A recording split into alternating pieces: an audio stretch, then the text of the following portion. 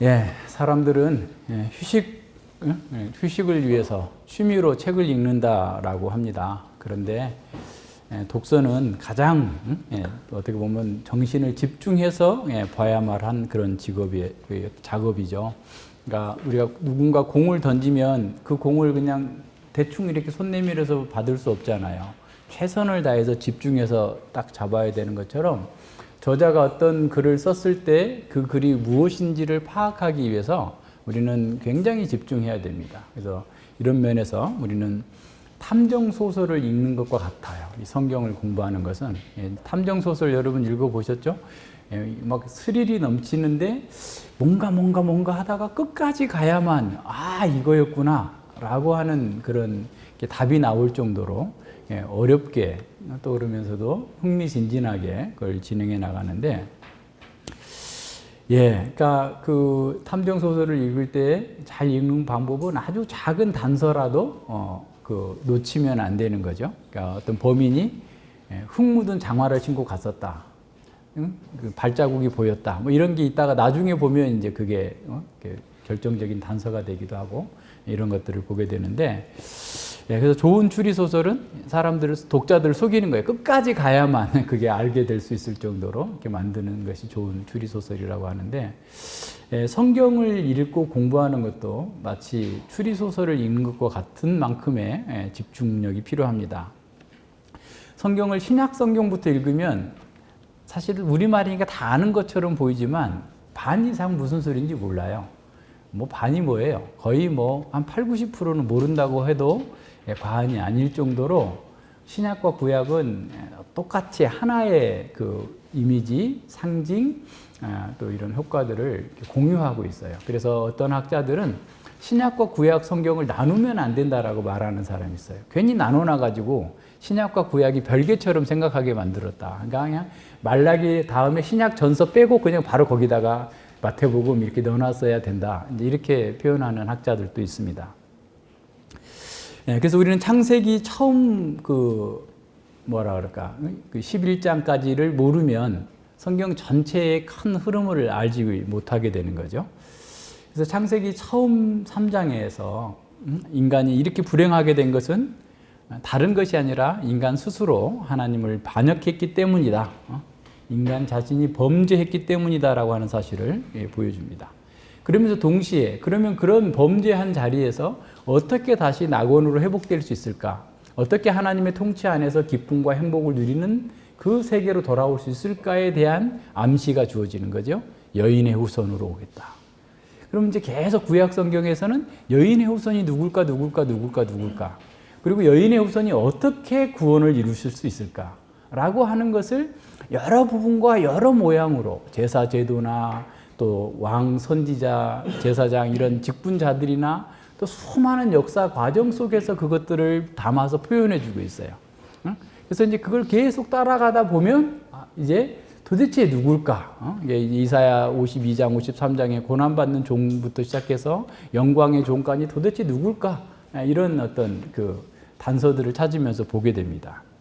그래서 성경에는 그 수많은 그 에피소드들이 있는데, 이야기들이 있는데, 그 이야기의 전체 큰 흐름은 하나님 나라예요. 그죠? 그러니까 에덴 동산에 있었던 하나님 나라, 그리고 이제 예수님이 재림하심으로써 이루어지게 될 그 하나님 나라가 이루어질 거다라고 하는 큰 틀의 이야기 속에 또 수많은 에피소드들이 있어요. 그러니까 마치 지구가 태양계를 한 바퀴씩, 1년에 한 바퀴씩 도는 그 행성을, 궤도가 있다고 한다면 또 지구를 돌고 있는 달이 있는 것처럼, 그죠? 그러니까 큰 이야기 속에 또 작은 이야기들이 돌아가고 있어요.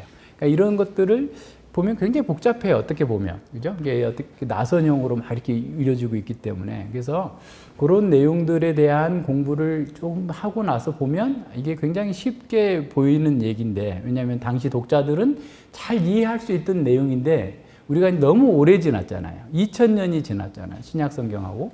2000년 동안 우리는 너무나 다른 문화권에 살고 있기 때문에 그걸 이해할 수 없었던 거예요. 그래서 이런 부분들을 잘 이해하기 위해서는 이런 부분들을 전체로 한번 보면서 그것들이 뭘 의미하는지를 잘 이렇게 캐치해 나가는 게 필요합니다. 그래서 성경은 이렇게 두 가지 방향. 우리 보면 에덴 동산의 상황, 그리고 예를 들어 구약 성경 같으면 과거의 에덴 동산을 바라보면서 이제 여인의 후손이 이루시게 될 그 구속을 보여주고 있고, 그리고 극치를 보여주는 거죠. 예, 그러니까 과거와 또 미래를 동시에 늘 보여주면서 우리가 지금 이 상황이 어떻게 될 것인가를 이렇게 보는 거죠. 그러니까 성경을 읽을 때 늘 그런 큰 그림 속에서 이 작은 그림들이 어떻게 큰 그림에 조력하고 있고, 그 그림, 큰 그림 속에서 어떤 역할을 하고 있는지를 늘 질문하면서 봐야 돼요. 그러니까 성경 읽는 거 여러분 어렵죠? 성경 요약하는 거 어렵죠? 근데 그 그림을 늘 보세요. 그죠? 늘 큰 그림을 생각하면서 에레미야가 지금 이렇게 말하는데 큰 그림 속에서 에레미야의 역할은 무엇일까? 그 질문하면서 보면 훨씬 더 쉬울 거예요. 시편도 마찬가지고 어느 성경도 그렇게 따라서 보는 것이 필요합니다. 예, 이 마태는 아주 뛰어난 저자라고 그랬잖아요. 마태는 자기 복음서를 시작하자마자 1장부터 구약 성경의 모든 역사를 한 장에다 딱 담아버려요. 아브라함과 다윗의 자손, 예수 그리스도의 세계라라고 했는데, 아브라함과 다윗 구약 성경 전체를 보여주고 있고, 그 세계라라는 말이 개보다, 족보다 그런 말이거든요. 그게 이제 비블리오스 게네세우스라는 말인데, 헬라어 번역에서는 그 말이 시대적 전환을 말할 때 쓴 말이에요. 그러니까 다시 말하면 마태가 아브라함과 다윗의 자손 예수 그리스도의 세계다라는 것은 새로운 시대가 시작됐다라는 거예요. 그러니까 첫 창조의 세계가 파괴돼서 이제 새로운 창조의 시대가 도래했다라는 말을 1절에다가 딱 담고 시작하고 있어요. 그러면서 어떻게 아브라함과 다윗의 자손이 여인의 후손이 될 수 있는가?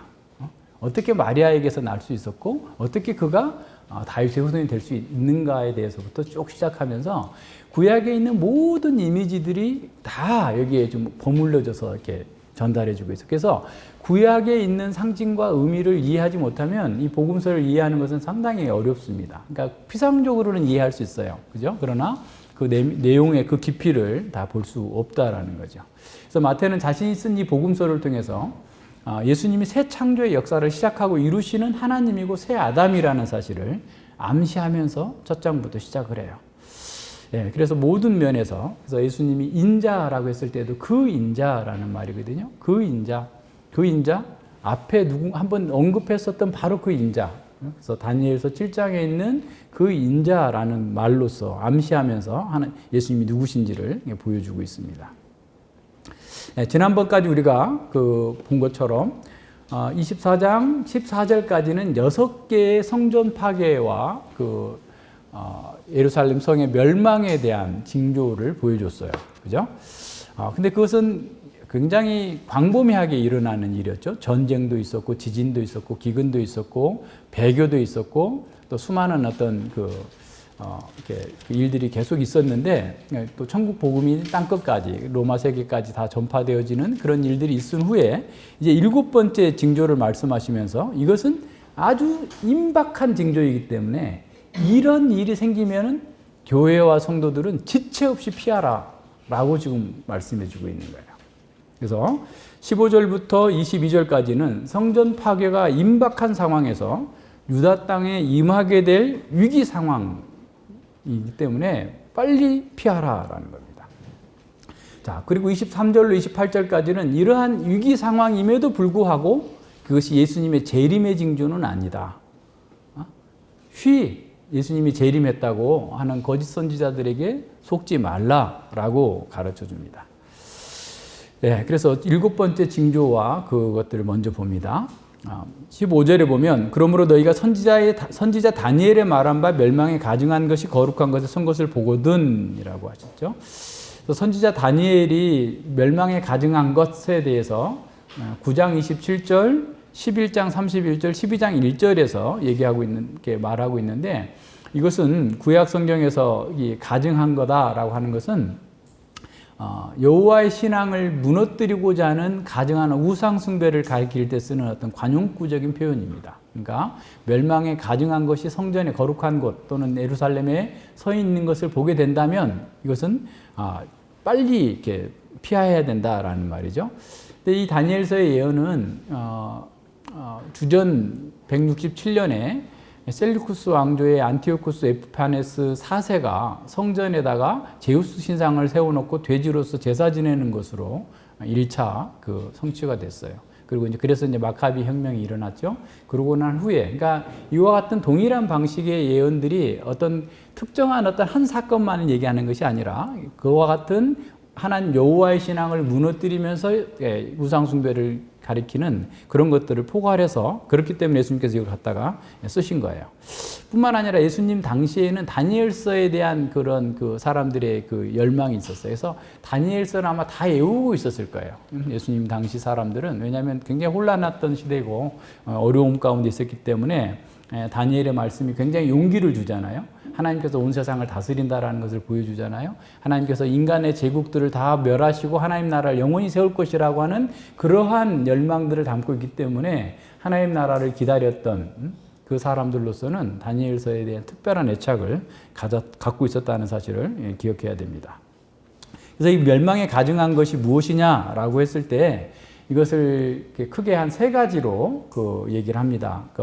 주 40년부터 41년에 로마 황제 가이우스가 성전에 자신의 신상을 세우려고 했던 그 시기를 얘기한다라고 말하는 학자들이 있고요. 또 하나는 성전이 이제 로마에 포위되기 바로 직전에 그 주 67년부터 68년 사이에 열심당 사이에서 제가 이따가 좀 보여드릴 텐데 이 그 내전이 일어나가지고 성전에 제사하러 오는 사람들까지 그냥 막 밑에서 창을 던지고 돌을 쏘아가지고 다 죽어가지고 성전 마당이 그냥 피로 그냥 다 범벅이 돼버리고 성전의 기구들을 가지고 무기를 만들어요. 그러니까 사실은 당시에 이제 보지만 당시에 그 예루살렘 성에 있었던 사람들은 차라리 로마가 빨리 와가지고 자기들 좀 해방시켜줬으면 좋겠다 할 정도의 심각한 상태에 빠져듭니다. 그래서 그거라고 보는 사람도 있어요. 근데 그게 맞을 거라고 저는 생각하는데, 왜냐하면 누가복음 21장 20절 보세요. 누가복음 20장 21장 20절에 보면 너희가 예루살렘의 군대들에게 에워싸이는 것을 보거든 그 멸망이 가까운 줄 알라라고 그랬죠. 그러니까 예루살렘이 누가복음 21장 20절에 그러니까 멸망에 가증한 것을 이렇게 표현한 거예요. 누가는. 그죠? 쉬운 말로 표현한 거예요. 왜냐하면 이 사람들은 누가의 독자들은 구약 성경에 대한 배경 지식이 별로 없는 이방인 크리스찬들이 많기 때문에 오히려 이 마태복음의 독자들은 유대인 크리스찬들이니까 그걸 이렇게 썼다면 누가는 좀 더 풀어서 쓴 거죠. 해설해서 쓴 거죠. 그러니까 멸망에 가증한 것이란 예루살렘이 군대에 둘러싸이는 것. 그래서 그 사이에서 어마어마한 그런 가증한 우상 숭배와 같은 일이 벌어지는 그 상황을 얘기하는 것으로 보는 게 맞습니다. 그리고 이제 어떤 사람들은 주 70년에 성전이 완전히 파괴되고 로마의 깃발이 세워지는 것이라고 보는 사람들도 있는데, 그러면 언제 피할 겨를이 없잖아. 이미 다 죽어버린 상황이니까. 그죠? 그래서 제가 보기에는 누가복음 21장 20절에 비추어서 보면 성전 내에서 그 열심당들이 분열이 일어나가지고 막 싸우고 죽이고 막 시체에 피가 그냥 막 범벅이 돼가지고 있는 그런 상태를 아마 얘기하고 있는 것으로 보여요. 자, 어쨌든 그런 상황이 된다. 그러니까 멸망에 가증한 것이란 지금 내분이 있을 뿐만 아니라 지금 예루살렘 성을 쌓으려고 하고 있는 그 상황을 얘기하는 거예요. 여기 그림 보세요. 제가 우리 김준우 성도님에게 부탁해가지고 요 맨 뒤에 그림이 보면 이 그림 지도가 아주 잘 나왔어요. 그래서 이 지도를 보시면 당시의 상황을 조금 더 이해할 수 있습니다. 그 예루살렘 성벽이 있죠. 그 성벽이 있고 그 빨간 줄로 그려져 있는 게 있죠. 빨간 줄로 그려져 있는 게 로마의 티투스 장군이 AD 68년, 69년에 토벽을 쌓는 거, 흙벽을 쌓는 거예요. 예루살렘 성을 공략하기 위해서. 근데 예루살렘 그 도시에는 보면 하부 도시, 상부 도시, 성전이 있고 제일 성벽이 있고 막 그렇죠. 그러니까 이게 지금 세 패로 나눠져 가지고 이놈들이 그 열심당 안에서 그 제사장을 비롯한 그런 그 세력들이 또 성전에 그 진을 치고 있고, 그 다음에 제1 성벽대에 있는데 그 상부 도시 그쪽에는 또 그 요한이라고 하는 자들이 있었고, 그리고 하부 도시 쪽에는 시몬이라는 자들이 있어요. 그래서 이것들이 서로 세 파로 나눠서 싸우는 거예요. 그래서 그 안에서 막 정말 이렇게 그 목불인견에 말로 할 수 없는 일들이 벌어져요. 그래서 지금 예수님께서 말씀하시고 있는 상황은 지금 어떤 상황이냐면 티투스 장군이 지금 여기까지 와서 이렇게 토벽을 쌓아서 아예 못 나가려고 할 때면 이때는 더 이상 시간이 없다. 빨리 도망가라는 거야. 일상적으로는 어땠냐면 유대의 전쟁이 일어나면 사람들이 예루살렘 성으로 피신을 와요. 왜냐하면 예루살렘 성은 너무너무 견고했기 때문에 그래서 수많은 사람들이 예루살렘의 보통 인구가 20만 정도의 수용 인구라고 한다면 전쟁 때는 뭐 50만, 60만 명이 들어오는 거예요. 뭐 다 들어오고 주변에 있는 다 들어오고 돈 있는 사람도 다 식량 싸가지고 들어와가지고 거기서 피난을 하는데 예수님은 지금 이런 상황이면 예루살렘에 있으면 안 되고 빨리 나가라는 거예요. 예루살렘 성을 떠나라 라고 하는 지금 그 상황을 기억해야 됩니다. 그래서 유대에 있는 자들은 산으로 도망가고 유다에 빨리 도망가요. 그 지붕에 있는 자들은 집안에 있는 물건을 가지러 가지 말고 지금 뭐 거의 다 끝난 상황이니까 그래서 여기서도 나중에 이제 이 나쁜 이 열심당들이 사람들이 밖으로 나가려고 하잖아요. 굶주리고 고통스러워서 도망가려고 하는데 못 도망가게 하려고 수많은 거짓 선지자들을 불러가지고 예루살렘 안에서 구원이 있을 거다라고 계속 얘기하고 또 사람들을 나간다고 하면 죽여버리는 거예요. 자기네 세력이 줄어들 것을 두려워해가지고. 그래서 막 그 어떤 사람 같은 경우는 그냥 무슨 같은 뭐 아주 나병처럼 걸려가지고 더 이상 여기 성에 있으면 피해를 준다라고 하는 식으로 속여가지고 도망 나온 사람들이 몇 명 있을 정도, 이런 정도 이거밖에 없을 정도로 심각한 상태가 벌어지는 겁니다. 그래서 이런 뭐 일하던 사람이 옷 갈아입고 도망가야겠다 이렇게 하면서 옷 갈아입으로도 가지 말라는 거예요. 지금 이때가 되면 이미 이제 심각한 상황이 되니까 빨리 도망치라라고 얘기합니다. 예, 그래서 이 말씀을 믿었던 그리스도인들은 적어도 예루살렘이 성벽이 둘러싸이기 전에 피신을 해요. 대부분 다 피신합니다. 어디로 피신하냐면 이 큰 그림 보세요. 큰 지도에 보세요. 큰 지도에 보면 그 요단강 그 사해에서 그 갈릴리 바다 옆에 요단강 위에 펠라라는 지역이 있어요. 펠라 보여요? 펠라 요단 동편에 그 펠라로 도망가요. 그러니까 펠라 지역으로 그 도망을 가서 대부분 성도들과 교회들은 거기서 생존하게 됩니다. 그 3세기 유세비스가 기록한 그 초대 교회사에 나오는 내용이에요. 그리고 20절과 19절과 20절에서는 그날에 그렇게 피해야 되는 날에 아이벤 자들과 젖먹이들의 화가 있다. 그러니까 얼마나 힘들겠어요. 애 데리고 뛰어야 되고 막 임신한 상태에서 도망쳐야 되니까 굉장히 어려운 상황이 있으니까 그걸 좀 위험하다라는 사실을 얘기해 줍니다. 그리고 그 도망하는 날이 겨울이나 안식일이 되지 말게 하라. 그러니까 겨울에는 우기예요.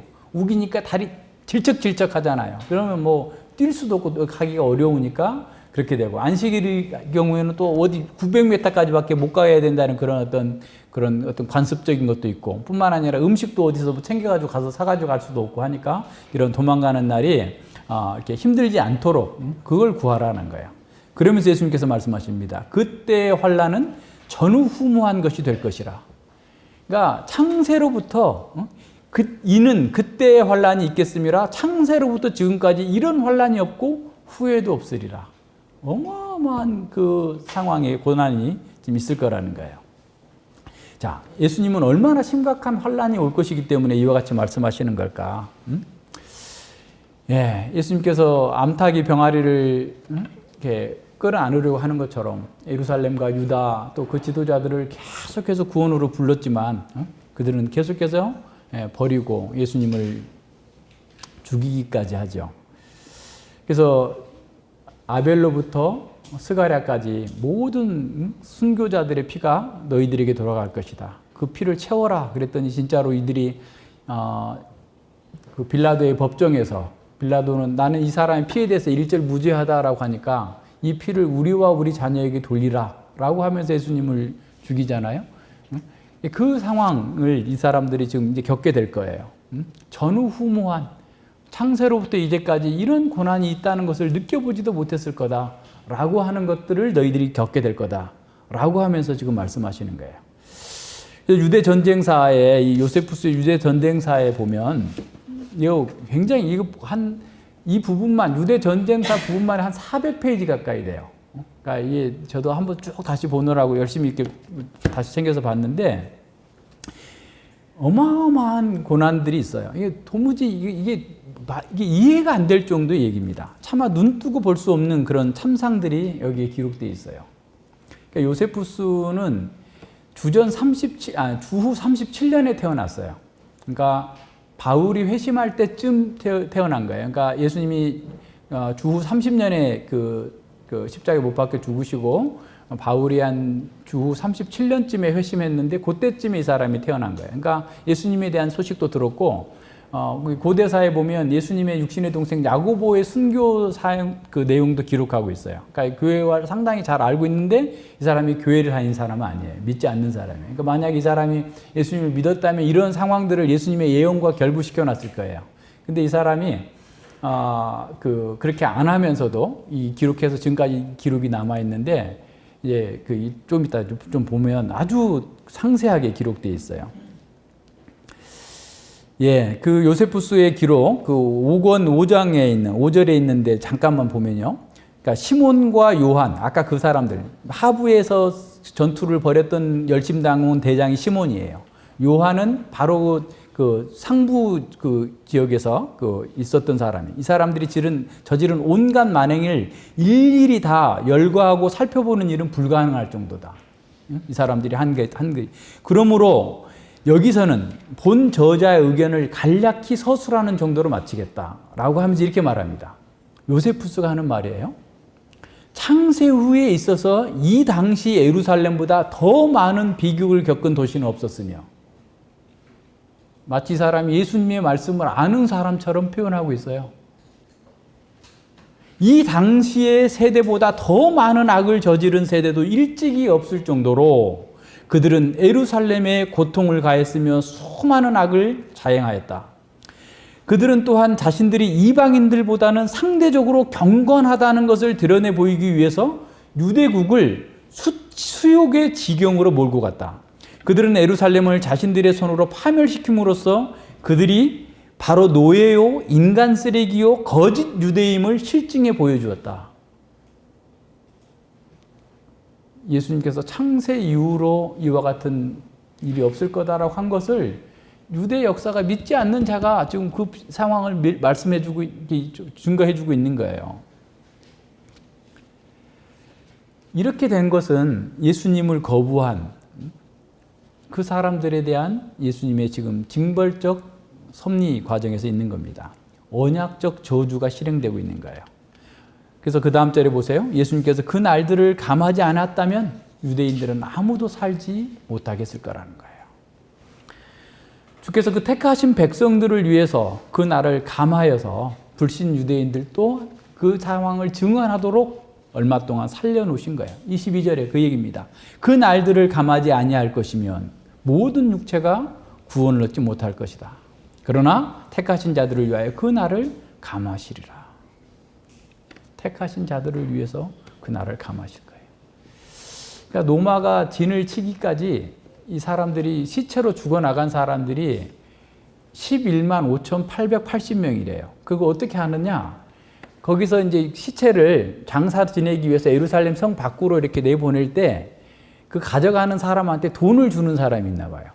근데 이 사람들이 노마가 포위하기 전까지 그렇게 시체를 나가서 이렇게 버린 사람들한테 돈을 주는데 자기가 그 계산을 해서 돈을 공금을 내주는 사람이니까 다 적잖아요. 그래서 적어서 11만 5,880명이 그렇게 나갔고, 장사하지 못하고 그냥 쓰레기통에 박혀있고 성 밖으로 그냥 던져버리고 이런 시체들은 이 사람이 말로 표하면, 이 요세푸스의 말에 하면 60만 명이 넘을 거라고 얘기해요. 이거 어마어마한 일입니다. 23절과 25절에 보세요. 그때, 그러니까 그렇게 심각한 위기 상황 속에서 그때 사람들이 너희에게 말하되 보라 그리스도가 여기 있다 하고 여기 있다 혹 저기 있다 하여도 믿지 말라. 거짓 그리스도들과 거짓 선지자들이 일어나 큰 표적과 기사를 보여 할 수만 있으면 택하신 자들도 미혹하리라. 보라 내가 너희에게 미리 말하노라. 그러니까 악한 자들이 이제 이런 위기 상황을 틈타 가지고 아주 사람들을 미혹하는 거죠. 예루살렘이 포위되고 심각한 위기 상황 속에서 거짓 그리스도들이 출현해 가지고 사람들을 미혹하는 거예요. 그럴 때 너희들은 그들에게 넘어가지 말라라는 거예요. 내가 너희들에게 미리 말하였다. 미리 말하였다. 요세푸스의 기록에도 이렇게 나옵니다. 요세푸스가 이렇게 말합니다. 이 거짓 선지자는 바로 예루살렘을 돌아다니면서 아래와 같이 선포했습니다. 거짓 선지자들이 하나님께서 여러분에게 성전으로 올라오도록 명령하셨습니다. 여러분들이 성전에 올라가게 되면 여러분들은 그곳에서 기적적으로 구원을 받게 될 것입니다. 막 외치고 다닌 거예요. 그런데 요세푸스는 그 다음 얘기가 더 중요합니다. 그 당시에 강도들은, 이 강도들이라는 말은 그 열심당의 새 지도자들, 그를 따르는 자들, 걔네들이 총 한 10,000명 정도 됐대요. 그래요. 그러니까 이런 강도들이 백성을 속이기 위해서 수많은 거짓 선지자들을 매수했다는 거예요. 놀라운 일이에요. 이 거짓 선지자들은 강도들의 사주를 받고 돈을 받고 유대인들은 하나님께로부터 구원을 기다려야 한다고 떠들고 다녔다. 나가야 사는데 오히려 성전으로 돌아오도록 하는 거예요. 강도들이 이같이 거짓 선지자들을 이용한 것은 이런 거짓 희망을 불어넣어 유대인들이 탈주하는 것을 막으려는 계략에서 나온 거예요. 그러면서 이 사람 계속 얘기합니다. 사실상 위험에 빠진 자는 지푸라기라도 잡는 법이기 때문이다. 그리하여 한 거짓 선지자가 성전에 올라가면 핍박을 가하는 로마 군으로부터 구원될 것이라고 선포하고 다니자 유대인들은 구원을 받을 것이라는 희망에 잔뜩 부풀어 있었던 것이 사실이다. 그리하여 이들은 실상 자신들이 멸망될 것을 보여주는 분명한 표적을 보고도 알아차리지 못한 채 이 같은 거짓 선지자들을 마치 하나님을 믿듯이 믿었던 것이다. 요세푸스 얘기입니다. 멸망이 확실한 증거들이 막 보여지게 있는데도 오히려 그건 버리고 거짓 선지자, 자기 욕망에 맞으니까 거짓 선지자를 따라서 같이 죽어갔다는 거예요. 이 거짓 교사들은 예수님께서 그 다음 보세요. 그 사람들을 광야와 골방을 제시하면서 미혹하는 거예요. 그러면 사람들이 너희에게 말하되 보라 그리스도가 광야에 있다 해도 나가지 말고 보라 골방에 있다 해도 믿지 말라. 거짓 그리스도. 사람들의 기대를 세례 요한이 광야에서 시작했잖아요. 그리스도도 광야에서 온다라고 얘기한 거예요. 또 SNF파처럼 자기네들만 은밀하게 그리스도께서 오신다. 그죠? 뭐 여호와 증인처럼 은밀하게 공중에 재림했다. 자기들끼리 왔다. 이런 식의 하는 거짓자들이 계속해서 있을 거라는 거예요. 그렇다 할지라도 그래서 그들이 사람들을 엄청나게 많이 끌어모으고 큰 영향력을 행사하면서 뭔가를 한다 할지라도 따라가지 말라라는 거예요. 예수님께서는 오실 때 어떻게 오신다고요? 공개적으로 갑자기 오시는 거예요. 번개가 동편에서 서편까지 임함같이 인자의 임함도 모든 사람에게 공개적으로 갑작스럽게 오신다라는 거예요. 그러니까 은밀하게 온다라는 말에 속지 말라라는 거예요. 항상 그렇죠. 예, 사람들이 위기적 상황에서는 거짓 선지자들의 말에 그렇게 끌려다닙니다. 제일 어려운 부분이 이제 29절로 31절이에요. 29절로 31절에 그날 환란 후에 해가 즉시 어두워지며 달이 빛을 내지 아니하며 별들이 하늘에서 떨어지며 하늘의 권능들이 흔들리리라. 그때에 인자의 징조가 하늘에서 보이겠고 그때에 땅의 모든 족속이 통곡하며 그들이 인자가 구름을 타고 능력과 큰 영광으로 오는 것을 보리라. 저가 나팔 소리와 함께 천사들을 보내리니 저희가 그 택하신 자들을 하늘 이 끝에서 저 끝까지 사방에서 모으리라 그랬어요. 자, 이 말씀을 성전 파괴로 볼 것인가 아니면 예수님의 제 이름으로 봐야 될 것인가? 여기서 우리도 탐정의 눈이 필요합니다. 도대체 이게 어떤 의미일까? 우선 문맥적으로 보면 24장 3절에서 제자들이 질문했잖아요. 예수님이 성전 파괴, 이 모든 일이 이루어지는 것이 어떤 징조가 있고 예수님이 다시 오실 세상 끝에 대한 징조는 무엇입니까? 라고 물었어요. 예수님께서 4절부터 지금 28절까지 쭉 얘기하신 것은 성전 파괴에 대한 7가지 징조와 그것을 가지고 미혹하는 거짓 선지자들을 주의하라 라고 말씀하셨어요. 그죠? 자, 그러고 나서 지금 성전에 대한 얘기는 한마디도 안 하셨어요. 그죠? 성전과 예루살렘 멸망에 대해서 말씀 안 하셨잖아요. 자, 그러면은 그날 후에 즉시 일어날 이 재앙적 사건이 뭘까? 성전 파괴일까? 아니면 예수님의 재림일까? 근데 34절에 보면 예수님의 재림이 아니고 이 세대 안에서 이 모든 일이 이루어질 거다 그랬어요.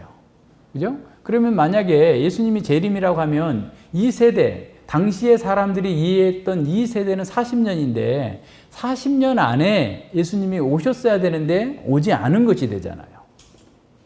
자, 그렇다면 본문에는 왜 예루살렘과 성전의 멸망이라고 하는 명확한 언급을 하지 않으신 걸까? 예수님은 왜 성전 파괴야, 예루살렘 멸망이라고 딱 직접적으로 말했으면 쉬울 텐데 왜 이렇게 표현했을까? 거기에 답이 있어요.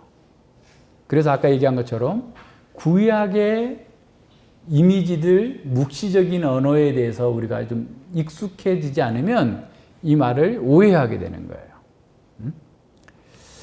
왜냐하면 제자들이 만약에 아니 예수님 성전 파괴 그럼 언제 된다는 거예요?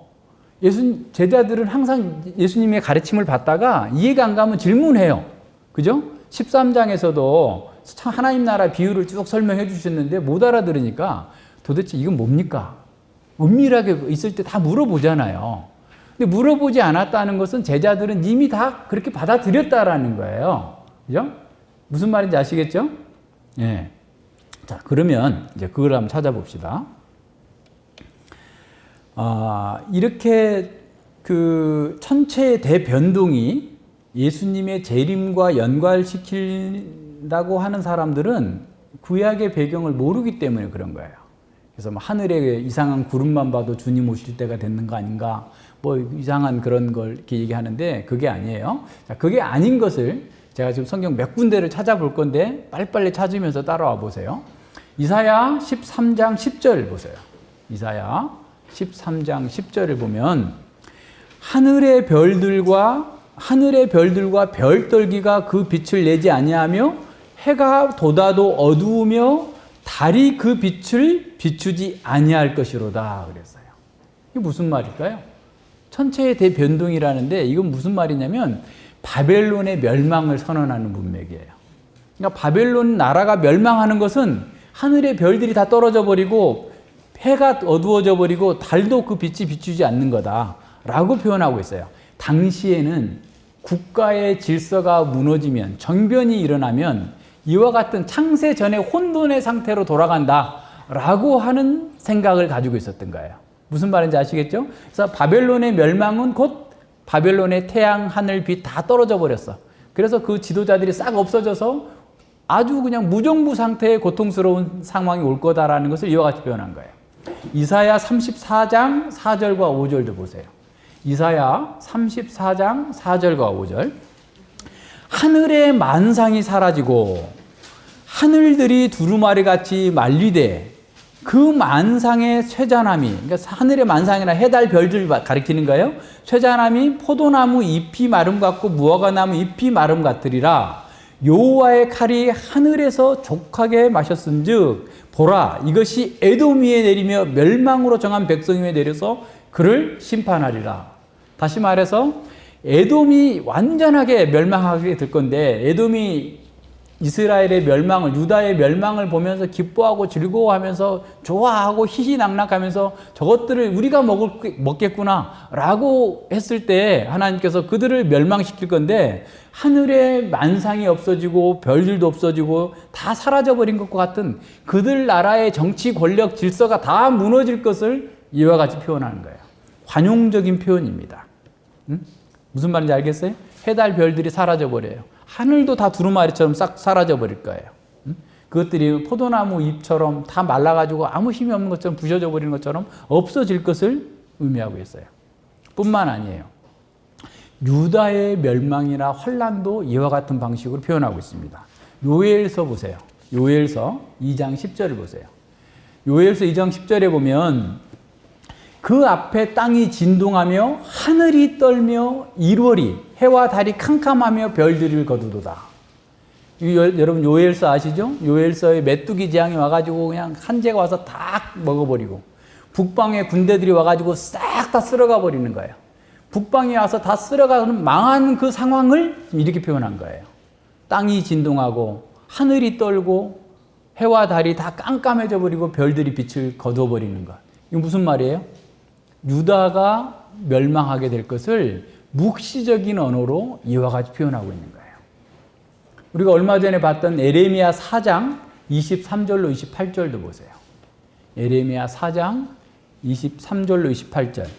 내가 땅을 본즉 혼돈하고 공허하며 하늘들은 우러른즉 거기 빛이 없으며 내가 산들을 본즉 다 진동하며 작은 산들도 요동하며 내가 본즉 사람이 없으며 공중의 새가 다 날아갔으며 내가 본즉 땅이 황무지같이 되었으며 그 모든 성읍이 여호와 앞에 그 맹렬한 진도 앞에 무너졌으니 이는 여호와의 말씀에 이 온 땅이 황폐할 것이라 내가 진멸하지는 아니할 것이며 이로 인하여 땅이 슬퍼할 것이며 위의 하늘이 흑암할 것이라.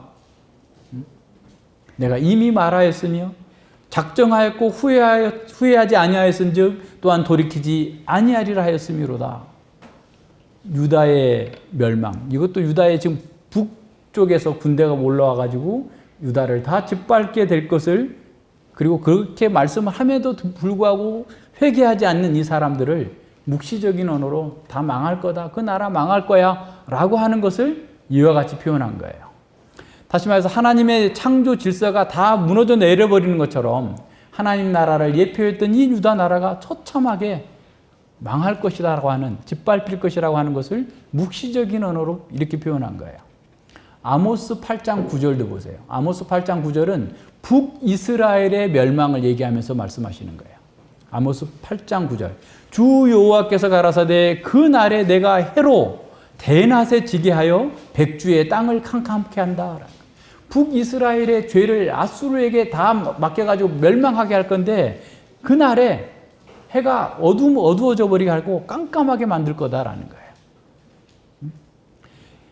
그러니까 북이스라엘이 멸망하는 것에 대해서 이와 같은 묵시적인 언어를 사용했다고 한다면 구약의 문학적 문맥, 또 문화적 문맥 속에서 정치 권력과 사회 질서의 붕괴는 바로 이와 같은 우주의 질서가 붕괴되는 것처럼 설명한 거예요. 왜냐하면 그만큼 큰 혼란과 고통이 초래되기 때문에 그런 거예요. 따라서 바벨론 제국의 멸망이나 에돔의 멸망들이 해와 달과 별들이 제 기능을 못하고 떨어지는 것처럼 우주의 대변동과 같이 표현했다고 한다면, 또 북이스라엘이나 남유다가 이렇게 환란과 멸망당할 때도 이런 묵시적인 언어로 우주의 대변동처럼 표현했다고 한다면, 당시 예수님의 말씀을 직접 들었던 제자들이나 또 1차 독자들, 이 문자적으로 우주의 대변동이 온다는 게 아니라 앞서 말씀하신 그 유다와 예루살렘과 성전이 멸망한다라는 것을 자연스럽게 받아들이면서 충격을 받았을 거예요. 무슨 말인지 알겠죠? 다시 말해서 성전 중심의 예루살렘의 모든 정치 권력, 기득권, 성전 세력들이 다 멸망할 것을 이와 같은 방식으로 표현해 주고 있어요. 자, 그렇다면 예루살렘과 성전 파괴의 7가지 징조를 말씀하신 후에 주어진 29절로 31절의 말씀은 예루살렘과 성전의 완전한 멸망을 말씀하시는 묵시적인 표현이라는 거예요. 그게 가장 자연스러운 해석입니다. 해가 어두워지며 달이 빛을 내지 아니하며 별들이 하늘에서 떨어지며 하늘의 권능들이 흔들리는 것, 이것은 유다의 멸망과 성전의 멸망과 예루살렘의 멸망을 말하는 거예요. 모든 유다의 질서와 권위가 다 완전하게 멸망할 것을 선언하는 겁니다. 세상 나라의 멸망을 선언할 때도 묵시적인 언어가 사용됐다고 한다면 하나님이 택하신 그 민족과 그들의 신앙의 중심지인 성전의 멸망을 묘사하는데 묵시적인 언어를 사용하는 것은 너무나 당연한 거예요. 그만큼 그게 효과가 있으니까 쓰는 거예요. 그러니까 묵시적인 언어를 써야 될 때 쓰는 것이지 아무 때나 쓰는 게 아니에요. 쉽게 말하면. 자, 이걸 우리말로 조금 바꿔서 한번 생각해 봅시다. 우리가 광주 민주화 운동 이렇게 말할 수도 있지만 그냥 5.18 하면 그 속에 다 들어있잖아요. 그죠? 4.19 하면 4.19 속에 그 당시의 정치 상황 다 들어있잖아요. 그죠? 세월호 하면 다 들어있잖아요. 그죠? 네. 그러니까 가령 이게 어떤 말을 가지고 좀 더 충격적인 효과를 주기 위해서 묵시적인 언어를 쓰는 거예요. 구약에서도 그렇고 신약 당시에 예수님의 백성 제자들도 그랬고 요한도 그래요. 요한계시록이 그래서 묵시적인 언어가 나오는데 그걸 이해하는 사람들에게는 엄청난 충격과 위로와 격려와 용기를 주었던 것이고 이걸 모르는 사람들은 계속 이거 가지고 오히려 두려워하고 잘못된 적용을 하면서 잘못된 길로 나가게 되는 겁니다.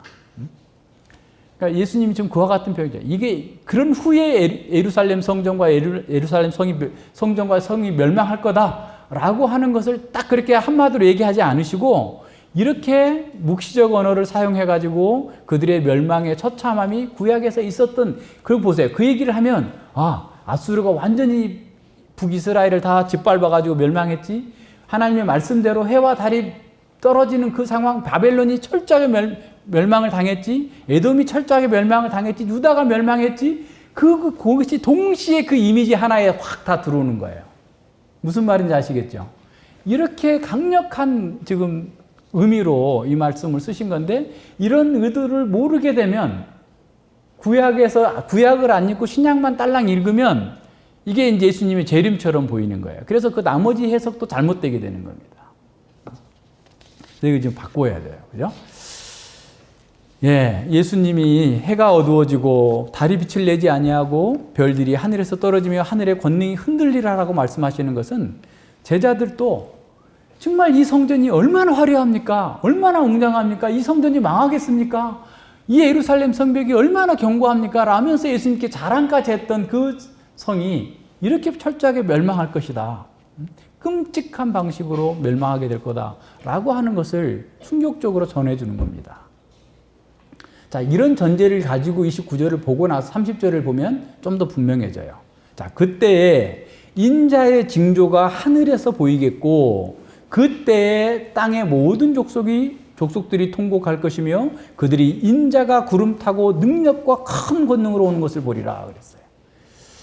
이게 또 앞에 거는 이해가 되는데 이 30절은 또 아닌 것 같잖아요, 목사님. 그죠? 이것도 또 찾아가 봐야 돼. 그죠? 찾아가 보는 거예요. 오늘 그래서 조금 어렵더라도 잘 따라오세요. 인자의 징조가 하늘에 보이겠다라는 표현을 초대교회 때부터 아주 다양하게 해석을 해왔어요. 그래서 막 구름으로 십자가가 나왔다. 그래서 또 어떤 사람들은 또 뭐 구름에 사진을 찍었던 예수님의 모습이다 등등의 뭐 수많은 얘기들을 하면서 예수님 오실 거다. 뭐 이렇게 얘기를 하는데 이거는 아까 29절을 우리가 묵시적 언어로 해석했다고 한다면 이 30절도 묵시적인 해설로 봐야 됩니다. 왜냐하면 예수님은 다니엘서 7장 13절과 14절을 인용하셔서 지금 여기에 표현하셨어요. 다니엘서도 7장도 묵시적인 언어로 기록됐거든요. 그러니까 다니엘서 7장 우리 공부해서 아시죠? 그러니까 4개의 그 짐승과 같은 인본주의적 제국들이 다 멸망할 것이고 그때 하나님께서 인자가 하나님 나라의 권위를 받아가지고 온 세상을 다스릴 거다. 그러면서 성도들도 다스릴 거다라고 하는 그 상황이에요. 그래서 인자 같은 이가 하늘 보좌 하나님께로 영광과 권세를 받기 위해서 올라오는 장면이에요. 하늘에서 내려오는 장면이 아니라 다니엘서 7장 13절과 14절에서 보여주고 있는 장면은 인자 같은 이가 하늘 보좌로 가서 성부 하나님께 영광과 권세와 그 능력을 받으러 가시는 그 장면이단 말이에요. 자, 그 말씀을 지금 예수님께서 인용해서 말씀하신 거예요. 자, 그래서 그렇다면 앞서 얘기한 것처럼 이 사람들은 다니엘서가 굉장히 유행이었기 때문에 다 외우고 있는 사람들이에요.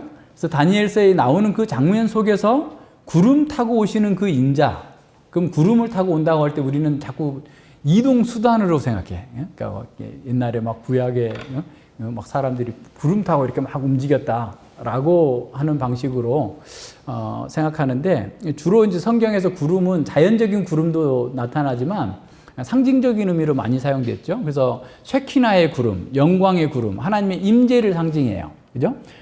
그리고 여기서 더 중요한 것은 이사야 19장 1절에 보면 예수님이 이사야하고 굉장히 친하다고 그랬죠. 이사야를 굉장히 많이 인용하시고 이사야에 사용된 것들을 쓰고 계시는데 19장 1절에 보면 애굽의 멸망에 대해서 선언합니다. 애굽에 관한 경고라. 보라, 여호와께서 빠른 구름을 타고 애굽에 임하시리니 애굽의 우상들이 그 앞에서 떨겠고 애굽인의 마음이 그 속에서 녹으리로다 그랬어요. 그러니까 이스라엘 백성들이, 유다 백성들이 하나님께 와서 구원을 받으라라고 하는데도 자꾸 애굽이 강대국인 거예요. 쉽게 말하면. 그러니까 애굽의 종교, 애굽의 경제, 애굽의 군사력을 자꾸 의지하는데 너희들 봐라. 하나님께서 여호와께서 구름을 타고 빨리 애굽에 가가지고 애굽의 모든 것들 다 멸망시킬 것이다 라고 말씀하고 있어요. 자, 인자가 지금 보세요. 하늘에 징조가 보이는데 구름을 타고 큰 능력과 영광으로 오는 것을 본다? 뭐하러 오시는 거예요 지금? 예수님께서 구름을 타고 뭐하러 오세요? 심판하러 오신단 말이에요. 심판하러. 29절과 연결해서 봐야죠. 29절에 예루살렘 성전의 멸망을 얘기했다면 인자가 그때 성전에 심판하실 때 하늘의 징조가 나타나는데 그 징조가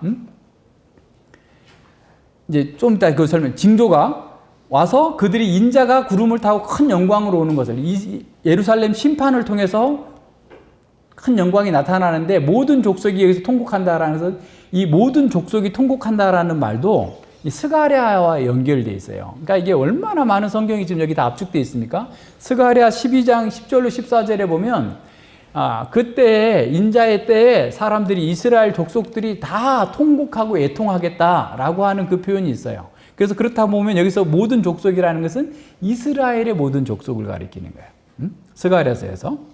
자, 그러면 보세요. 예수님께서 구름을 타고 오셨다라고 하는 것은 어떻게 보면 역사적인 반전을 일으키시는 거예요. 그러니까 그동안의 성전 기득권 세력들이 예수님을 죽이고 모욕하고 죽였으나 이제 예수님께서 그것에 대한 반전으로, 운명의 반전으로 그들을 구름 타고 오셔서 거룩한 전사로서 그들을 치실 거라는 거예요. 구약에서는 여호와께서 구름을 타고 오셨다면 예수님께서 그 바로 여호와로서 하늘 구름을 타고 승천하시고 그 승천하신 주님께서 오셔서 그들을 심판하실 것을 보여주고 있는 겁니다. 그래서 그 예루살렘 성전과 그 기득권 세력들을 무너뜨리심으로써 우리 지금 23장 29절로 30절에서 그들을 치시리라고 하셨던 그 말씀대로 그렇게 하시겠다라고 말씀하시는 거예요. 이해하시겠어요? 자, 그래서 그럼 인자의 징조라는 건 어떤 거냐면 예루살렘에 군대가 쌓였죠. 그리고 그들이 예수님의 뜻대로, 예수님 말씀하신 대로 그들이 완전히 멸망을 당하잖아요. 그렇게 됨으로써 예수님이, 인자가 이 말씀하신 대로, 예언하신 대로 심판했다라는 것을 모든 거 알고 그 사람들이 예수님의 왕권을 인정하면서 통곡하게 될 운명에 처하게 될 거다라는 말이에요. 이해하시겠어요? 다시 한번요. 자, 인자의 징조가 나타난다라는 말은 인자가 왕이라는 사실이 그 사건을 통해서 예루살렘의 멸망을 통해서 드러나게 된다라는 말이에요. 구름을 타고 와서 그 악한 자들을 멸망하시는 것처럼 그런 전사로서의 여호와, 왕으로서의 인자의 권위가 모든 사람들에게 드러나게 될 것을 묵시적인 언어로 표현한 거예요. 이해하시겠어요? 자, 그래서 예수님께서 그 모든 왕적인 권위를 가지고서 예루살렘과 유다를 심판하실 때, 예루살렘 성전을 파괴하실 때 공개적으로 예수님이 왕이라는 사실이 드러나게 되는 거예요. 31절에 보세요. 여기도 조금 어려워요. 저가 큰 나팔 소리와 함께 천사들을 보내리니 저희가 그 택하신 자들을 하늘 이 끝에서 저 끝까지 사방에서 모으리라. 인자가 큰 나팔 소리와 함께 사자들을 보내요. 이 나팔을 부는 것은 이것도 이사야와 또 연결이 되어 있어요. 이사야 27장 13절을 보면 하나님께서 포로로 잡혀가 있는 사람들을 불러내는 거예요. 큰 나팔로 불러내요. 그죠? 그래서 압수르 땅으로 파멸케 된 자와 애굽 땅으로 파멸케 된 자가 돌아와서 예루살렘 성산에서 여호와께 경배하리라. 그 날에, 종말의 날에 큰 나팔을 울려 불리니 라고 나왔죠. 큰 나팔을 불어요. 새로운 시대가 도래했다. 회복의 시대가 됐다. 시대의 대전환이 이루어졌다. 더 이상 포로로서 그렇게 살지 않고 하나님을 섬기면서 살 수 있게 됐다. 라고 하는 그 큰 나팔 소리를 불러서 포로로 잡혀있는 사람들을 불러오시겠다라고 하는 그 약속 속에 그 말씀을 가져온 거예요. 그리고 보세요. 여기서 천사들을 보낸다라고 할 때 우리는 천사니까 맨날 하늘의 천사가 와가지고 사람들을 거두어 가신다라고 하는데 이 앙겔로스라는 말은 천사뿐만 아니라 사역자를 얘기하는 사역자. 그래서 마태복음 문맥에서도 11장 그 10절에서 사역자를 앙겔로스, 사역자, 요한의 사역자, 이 사람들을 사역자라고 그랬어요. 그러니까 자, 보세요. 때가 되면, 그때가 되면, 예수님께서 그런 왕적 권위가 인정이 되면, 그죠? 많은 사역자들을 보내서, 이제 너희들이 포로에서 돌아올 때 됐다. 희년이 됐다. 돌아와라. 라고 하는 것을 보낼 거라는 거예요. 그러면서 이때 택하신 자들을, 이제는 아까 스가랴에서는 이스라엘 족속들만 부른다고 그랬는데, 오히려 이제는 유다 백성들, 이스라엘 백성들 예수님을 버려버렸기 때문에 땅끝 모든 곳에서 택하신 자들을 불러서 구원을 이룰 거다라는 거예요. 여기서 모은다라는 것도 또 자꾸 우리는 장소적으로 모아. 어디로, 어느 교회당으로 모여, 뭐 몇 번지로 모여, 이렇게 모인다고 하는데 하나님의 통치 아래 모은다라는 말이에요. 자, 그럼 무슨 말인지 더 분명해졌죠? 31절의 말씀은 예수님께서 새로운 시대가 도래했음을 선언하면서 많은 사람들을, 사역자들을 보내가지고 택하신 자들이 회개하라, 천국이 가까이 왔다. 모든 곳에, 땅끝 모든 곳에 보내서 하나님께서 왕이시다, 그리스도께서 왕이시다라는 사실을 보내서 알게 하고 구원하는 날이 오게 될 거다라는 사실을 이와 같은 언어로 표시한 거예요. 보여주고 있는 겁니다. 자, 이렇게 예수님의 말씀을 구약의 문맥과 당시 역사적, 문화적 배경 속에서 이해할 때, 또 신학적인 문맥 속에서 볼 때도 이것은 예수님의 재림이나 우주적 멸망이 아니라 성전의 멸망과 그 결과로 모든 권위가 예수님께 있고 그것이 모든 사람들에게 복음이 전파되어져서 하나님 나라가 어느 지역적, 민족적 한계를 벗어나서 모든 민족에게 나아가는 그 길이 될 거다라고 하는 사실을 보여주는 거예요. 그러니까 오늘날 독자들이 자꾸 이것을 문자적으로 보면서 예수님의 재림으로만 자꾸 연결하려고 하면 자꾸 오해하게 되는 거예요. 그렇게 되지 않아요. 그리고 인자의 오심이라는 말도 이 신약 성경에서 아주 다양하게 써요. 베나산에서도 인자의 오심이에요. 파루시아예요. 그죠? 십자가의 죽음 사건도 파루시아로 표현하고 있어요. 부활하시고 승천하시는 것도 그래요. 성령 강림 사건도 인자의 다시 오심이에요. 성전 파괴도, 재림도. 그러니까 그 재림은 그 중에 하나일 뿐이에요. 그러니까 파루시아라는 말이 항상 재림이라고 쓰는 게 아니란 말이에요. 그러니까 이런 면들을 잘 염두에 두시고 보면 29절과 31절에 나타나 있는 이 묵시적인 언어는 예루살렘 성전 파괴로 말미암아서 인자의 왕권이 확정되고 그리고 인자가 온 세상의 사역자들을 보내서 사람들을 구원하시게 될 것을, 그래서 인자가 왕 되심을 확인하는 사건이다. 왜냐하면 이미 예수님께서 성전이 파괴될 것이라고 23장에서 말씀하셨잖아요. 24장 1절로 이제서 말씀하셨잖아요. 그게 이루어져야 이분이 진짜 세상을 주관하시는 분이구나, 역사의 왕이시구나라는 사실을 보여줄 거 아니에요. 그 내용들을 보여주는 겁니다. 자, 그렇게 한다면 이제 32절과 33절의 무화과나무 비유도 아주 쉬워요. 이걸 사람들이 이제 자꾸 재림으로 보니까 무화과나무 비유를 잘못 이용해가지고 자꾸 시한부 종말론이 나타나고 하는 잘못된 그런 가르침들이 나옵니다. 보세요. 무화과나무 비유를 배우라. 그 가지가 연하여지고 잎사귀가 나면 여름이 가까운 줄 아나니 이와 같이 너희도 이 모든 일을 보거든 인자가 가까이 온 줄을 알라. 이와 같이 너희도 이 모든 일을 보거든 인자가 가까이 문 앞에 이른 줄 알라는 거죠. 내가 진실로 너희에게 말하는 이 세대가 지나가기 전에 이 일이 다 이루리라. 천지는 없어지겠으나 내 말은 없어지지 아니하리라. 그러니까 예수님의 말씀이 천지는, 하늘과 땅은 없어져도 예수님 말씀이 이루어져야 된다면, 이 세대 안에 이루어졌어야 된다면 이미 AD 70년 안에 다 이루어졌어야 되는 거예요. 그러니까 재림으로 말미암아서 재림이라고 한다면 예수님 말이 지금 안 맞는 거잖아요. 34, 35절이 안 맞아요. 그럼 예수님이 지금 잘못 얘기하고 있는 것처럼 얘기하니까, 그래서 이제 이 세대라는 말을 그냥 모든 세대를 가리킨다라고 얘기하는데, 그것은 그 문맥 속에서 그렇게 해석할 수 있는 근거가 없는 한 통상적인 방법으로 해석을 해야 돼요. 무슨 말인지 아시겠죠? 그게 성경 해석의 기본입니다. 자, 팔레스타인에는 대부분 상록수들이 있다고 그래요. 그러니까 사계절 내내 이렇게 잎사귀가 있는 나무들이 주류를 이루고 있는데, 이 무화과 나무는 겨울에 낙엽이 다 떨어져 버려요. 그러니까 굉장히 독특하겠죠. 사람들이 눈에 잘 띌 거 아니에요. 나무들이 상록수가 잎이 푸르게 겨울에도 있는 나무와 그렇지 못한 이 무화과 나무는 굉장히 차이가 많이 나잖아요. 그런데 얘네들이 늦 봄에 이제 잎사귀를 내기 시작하는 거예요.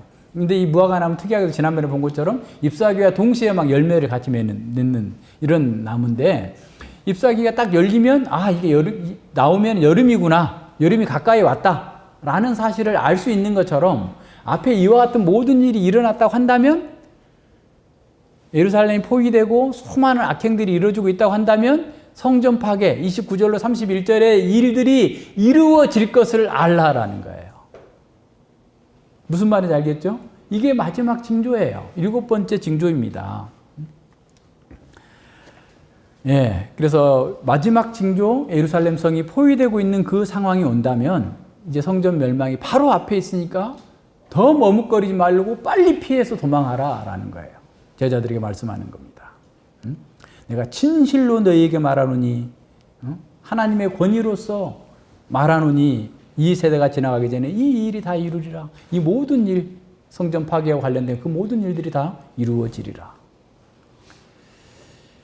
예, 그래서 예수님이 말씀하신 대로 실제로 AD 70년에 성전이 완전히 파괴됐습니다. 그래서 그 성전 파괴가 창세로부터 지금까지 있었던 모든 혼란과 재앙들보다 더 심각한 그런 재앙이었어요. 말할 수 없는 잔인하고 폭력적인 일들이 계속됐습니다. 그래서 우리가 만약에 29절로 31절을 세상 끝 종말로 예수님이 다시 오심으로 이해한다고 한다면 32, 33절을 또 종말로 보게 되는 거죠. 그래서 예전에 무슨 1988년도에 예수님 재림한다, 92년도에 재림한다 이런 사람들이 있었는데 그런 사람들 왜 그랬냐면 1948년이 이스라엘이 독립한 날이다. 그래서 48년에 독립을 했다. 근데 그게 이제 한 2세대가 지나는 거, 한 세대는 40년이니까 48년이다. 라고 해가지고 1988년에 재림한다고 엄청 떠들고 다녔고, 그 계산 잘못됐다. 92년이다. 해가지고 또 막 무슨 이장님인가 이런 사람들이 그렇게 하고 돌아다녔잖아요. 이게 지금 본문을 잘못 이해했기 때문에 나타나는 현상이에요. 전혀 그것과 무관한 내용들입니다. 자, 이런 면에서 우리는 당시의 문맥과 또 신학적인 문맥, 문화적인 문맥 이런 것들을 다 동시에 고려해서 보면 이게 우리가 보기에 이게 익숙하지 않아서 어려운 거예요. 근데 이제 우리가 익숙해지면 앞에 그런 증거들을 다 보면 그 사람들, 당시 사람들이 가지고 있었던 세계관 또 이해 속에서 보면 이게 어렵지 않게 다 그렇게 이해될 수 있는 내용들입니다. 예, 봅니다. 이제 예수님의 말씀하신 대로 한 세대가 지나가기 전에 예루살렘과 성전은 완전히 파괴되었습니다. 일반 역사가들은 AD 66년에 일어난 유대 반란의 시작으로 시작된 이 유대 전쟁이 멸망의 도화선이 됐다라고 말합니다. 로마의 통치에 불만을 품고 있었던 그런 유대인들이 로마의 행정관 게시우스 플로루스라는 자가 성전의 금궤에 있는 17달란트의 금을 몰수하려고 했어요. 금 17달란트가 얼마냐면 내가 아까 계산해 보니까 578kg이에요. 그러면은 지금 돈으로 따져도 막 4천억 정도 될 아마 시세로 따져도 막 어마어마한, 그러니까 모든 돈이 다 예루살렘으로 왔어요. 성전으로. 그러니까 성전세 내고 유럽 온갖 흩어져 있는 디아스포라 유대인들이 내는 돈 때문에 그렇게 많았던 거죠. 그리고 또 하나는 어떤 일이 있었냐면 가이사라에서 유대인들과 이방인들이 계속해서 다툼이 일어났어요. 그래서 아마 시민권을 문제를 가지고 다투었는데 네로 황제가 소송을 했어요. 이거 이제 소송을 했는데 이방인들 편을 들어줘 버린 거야. 그러니까 그날로 가이사라에서 유대인들을 2만 명을 죽여버려요. 이방인들이 아예 씨를 말려버려요. 가이사라가 거의 총독부가 있었던 데잖아요. 로마 총독부가. 바울이 거기서 2년 동안 감옥살이 했던 곳이고 헤롯 궁도 있었던 곳인데 거기에 있던 2만 명의 유대인들을 하루아침에 이방인들이 다 학살해버리니까 유대에서 막 다 끌어오르는 거죠. 전 지역에서 끌어오르는 거예요. 전 지역에서 끌어올라서 이제 전쟁이 시작된 겁니다. 그리고 또 하나는 그 일이 있은 후에 제사장 엘르아살이 그동안까지 계속 성전에서 제사를 드리면서 로마 황제와 로마 국가의 안정을 위해서 제사를 드렸는데 그것을 폐지해버려요. 안 하는 거예요.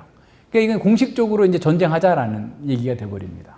그래가지고 이제 초기에 이 유대인들이 엄청 뭐 대단한 사람들이잖아요. 그래서 로마 군단이 처음에 들어왔다가 유대인들이 개교에 빠져가지고 치명타를 입어버려요. 그래서 이제 얘네들이 더 힘이 난 거예요. 그래서 이제 안 되겠다 싶어가지고, 로마 황제 네로가, 누구예요? 그 뒤에 보세요. 그 이름 써놨는데. 베스티아누스. 베스티아누스를 총사령관으로 해가지고, 수리아와 애국과 주변에 있는 로마의 군단들을 다 모아요. 그러니까 로마의 군단이 26개의 군단이 있었다고 그러는데 거의 4분의 1 병력이 수리아와 지금 유다 지방으로 몰려와 있는 상황이에요. 그래서 이제 먼저 갈릴리부터 이 로마 베스파티아누스 이 사람이 나중에 황제가 되는데 이 사람이 아주 굉장한 전략가예요. 그래서 다 해가지고 갈릴리 지역부터 치는데 갈릴리 지역의 총사령관이 누구였냐면 요세푸스였어요. 요세푸스가 해보다가 중과부적으로 안 되니까 도망쳤다가 이제 항복을 합니다. 항복을 하는데 항복하게 되죠. 그래서 항복하게 되면서 이 사람이 아주 이렇게 머리를 잘 써요. 그래서 베스파티아누스나 또 티투스에게 굉장히 총애를 받는 사람이 되고, 나중에 예루살렘이 포위가 됐을 때 예루살렘에게 항복하라고 계속 권해요. 이 요세푸스가. 그러니까 이제 예루살렘 안에 있는 사람들은 뭐 요세푸스를 완전히 그냥 죽일 놈이라고 생각을 하겠죠. 근데 그 상황을 아주 자세하게 기록하고 있습니다. 그런데 이제 이 요세푸스가 잡히고 난 다음에 AD 68년쯤에 로마의 원로원에서 네로 황제의 폭정에 못 이겨가지고 사형 선고를 언도하는데 네로가 스스로 자살을 해버려요. 그래서 이제 권력 다툼이 일어나는데 지금 군대가 아까 얘기했잖아요. 이 유대 전쟁 때문에 군대 4분의 1이 지금 동부 쪽으로 좀 몰려와 있는데 요세푸스가 머리가 좋은 사람이에요. 내가 하나님께 계시를 받았는데 당신이 황제가 된답니다. 그러니까 왜 그랬냐면 이 사람은 이제 그 당시에 총사령관 정도 되는 포로는 황제한테 보내는 거예요. 황제한테 전리품으로 보내는 건데 황제 지금 네로가 어떤 사람이랑 다 알고 있잖아요. 그러니까 거기 가면은 자기가 살아남지 못할 것 같으니까 꾀를 쓴 거죠. 쉽게 말하면. 그래서 당신이 황제가 될 거다라고 예언을 했는데 정정이 막 불안한 상황에서 군대가 4분의 1이 그쪽에 있으니까 우리 동부 쪽에 있는 모든 군대는 베스파시아누스를 우리는 황제로 옹립한다라고 막 들고 일어난 거예요. 그래서 그거를 믿고 가가지고 69년쯤에 베스파시아누스가 황제가 돼요. 그렇게 가면서 이 유다 전쟁을 자기 아들 티투스에게 총사령관을 맡기는 거예요.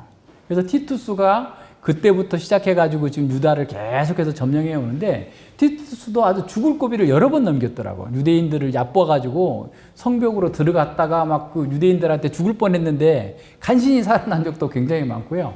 그래서 그런저런 상황 속에서 AD 한 68년 말 69년에 성벽이 세워지는 상황이에요.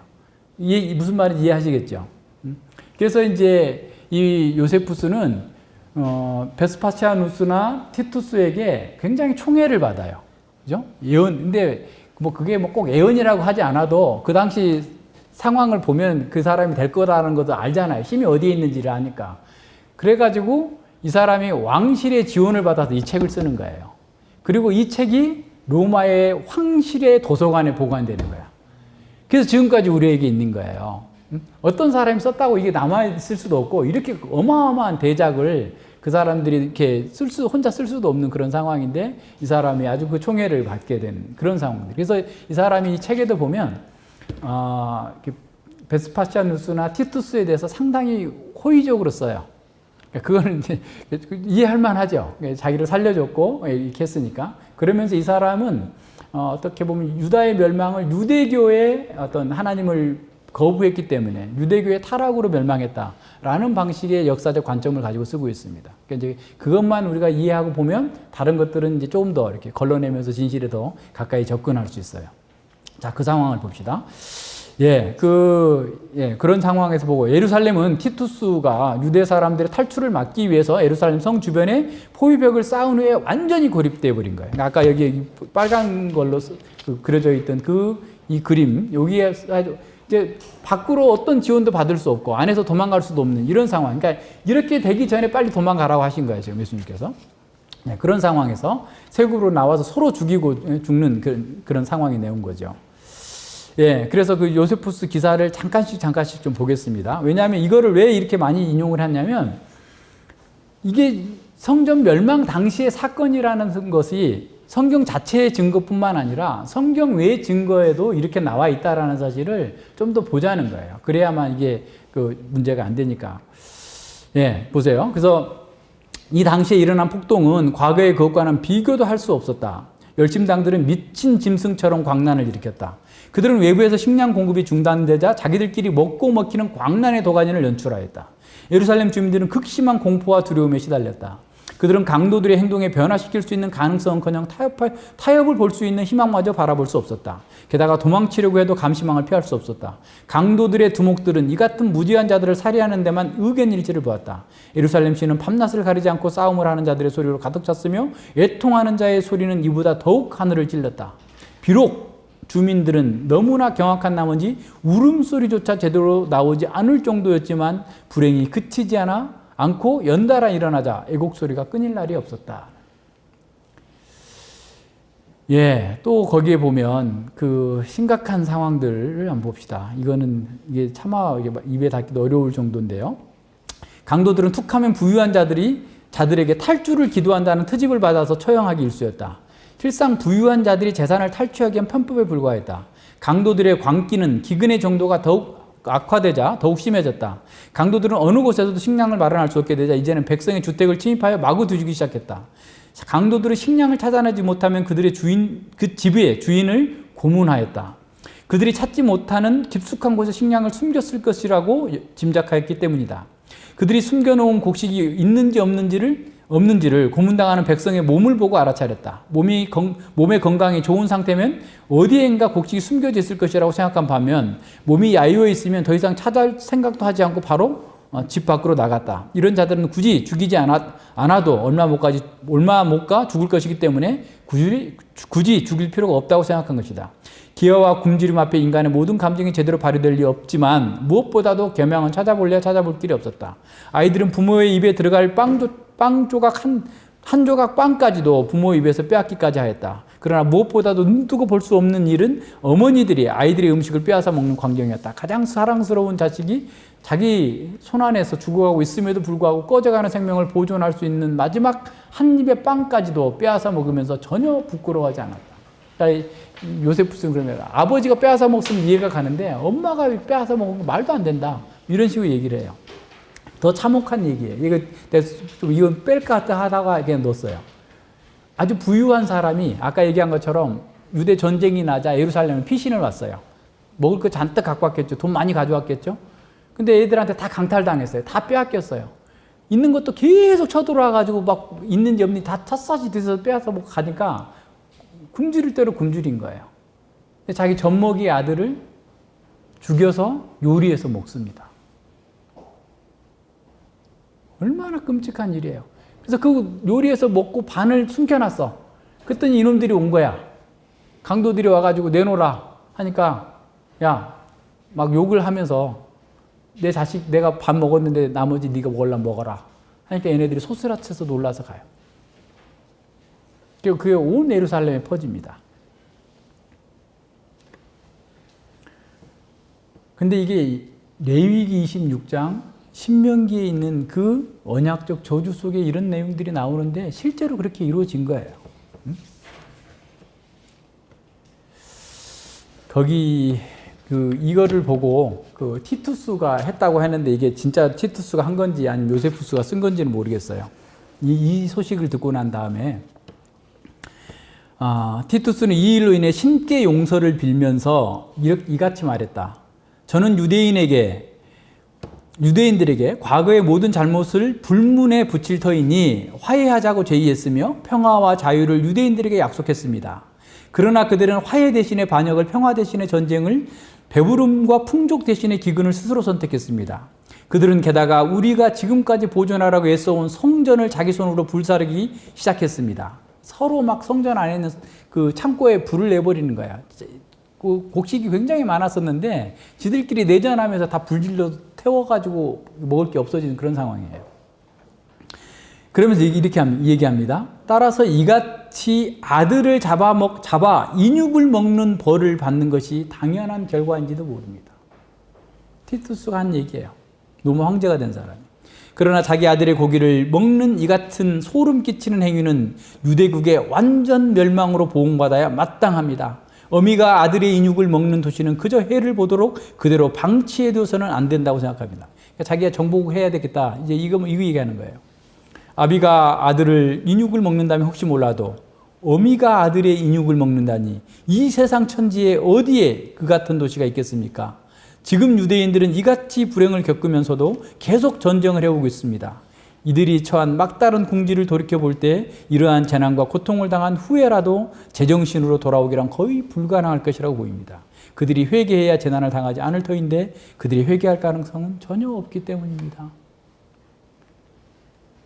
주전 587년에 유다가 멸망하고 바벨론 장군이 했던 말과 비슷하지 않아요?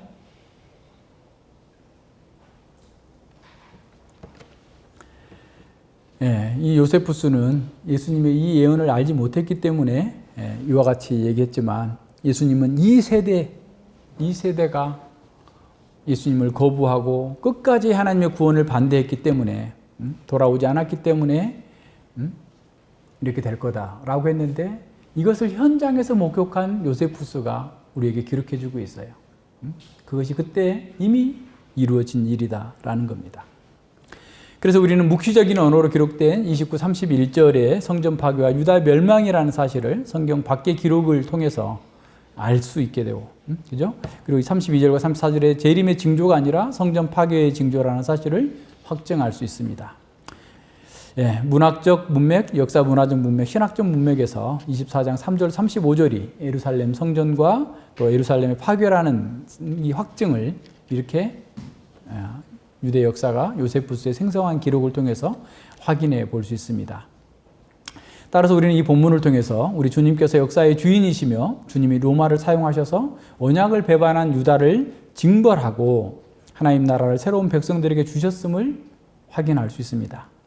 예수님 유다를 배반한 자들에게도 40년이라고 하는 시간을 허락하시고 회개하도록 하셨어요. 주님이 택하신 사람들을 위해서 이 모든 것을 이루셨습니다. 여기서 우리에게 중요한 것은 예루살렘 성전과 또 예루살렘의 성의 파괴는 레위기 26장과 신명기 28장의 언약적 저주라는 사실을 기억해야 됩니다. 레위기는 이스라엘의 악행에 대해서 7배나 징치할 것이다 라고 말씀하셨죠.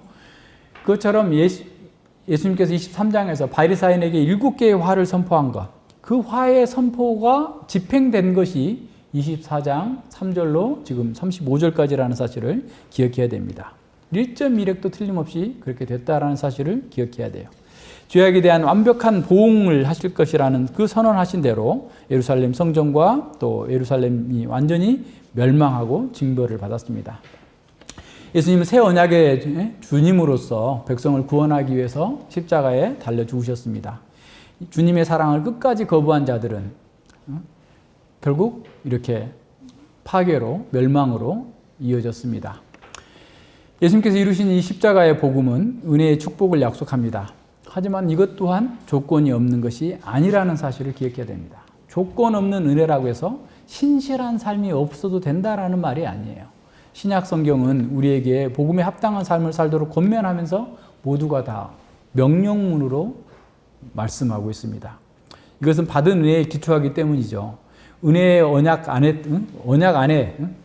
은혜의 언약의 틀 안에서 복음은 단지 구원의 메시지만 얘기하고 있는 것이 아니라 우리에게 신실한 삶을 요구하고 있다는 것을 기억해야 됩니다.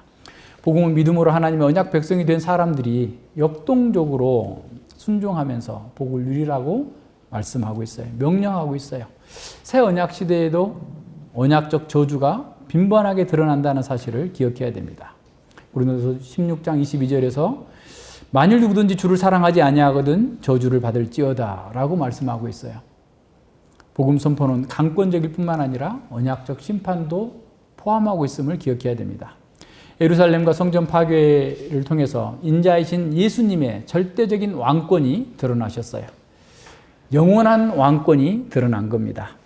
예수님은 하늘과 땅의 모든 권세를 가지셨습니다. 그 권세는 복종을 받으실 만한 권한을 의미하는 거예요. 예수님이 권세를 가지셨다고 하는 것은 그가 하시는 모든 말씀이 모든 사람이 청종해야 된다는 것을 의미하는 거예요. 예수님의 말씀이 곧 법인 거예요. 예수님은 언약의 왕으로서 높아지셨고 언약의 약속, 언약의 축복을 주셨지만 동시에 우리에게 언약의 요구를 시행하라라고 말씀합니다. 어느 곳에든지 모든 사람에게 회개하며 돌아와서 의무와 복종 그리고 맹세한 언약 안에서 충성된 삶을 요구하고 있습니다. 인간의 통치자는 제한된 권세만 갖습니다. 어떤 인간도 하늘의 왕이 될 수 없습니다. 예수님은 하늘과 땅의 왕이시죠. 왕이신 예수님께서 예수님의 소유가 아니라고 주장하는 것은 하나도 없어요. 무엇이든지 예수님께서 자기 소유가 아니라고 하는 그런 영역은 아무데도 없습니다. 그래서 그 예수님은 전적인 복종, 혁신적인 복종을 우리에게 요구하고 있습니다. 우리에게 서기관보다 더 나은 의를 요구하고 계십니다. 우리의 행동뿐만 아니라 우리의 마음과 동기도 요구하십니다. 예수님은 영원한 나라, 영원한 왕으로 사라지지 않는 영원한 왕국을 통해서 다스리십니다. 우리의 직무는 그분의 다스림에 겸손하게 복종하여서 우리의 삶을 드리고 다른 사람들 또한 그렇게 살도록 권하는 것이에요. 고대 건동 문화에서 왕이 그 보좌에 즉위할 때 축제를 열고 다른 모든 옆에 주변 나라들이 조공을 바쳐요. 그래서 시편 68편에서 보여주고 있죠. 승리한 왕으로서 시온산에서 하나님 여호와께서 조공들을 받는 거예요. 자, 예수님께서 또한 보좌에 앉으셨다면 모든 무릎이 그에게 경배하고 모든 혀가 주님을 주라고 왕이라고 고백하게 될 겁니다. 여호와의 기름 부음 받은 왕에게 드리는 첫 번째 감사의 일은 조공을 바치는 거예요.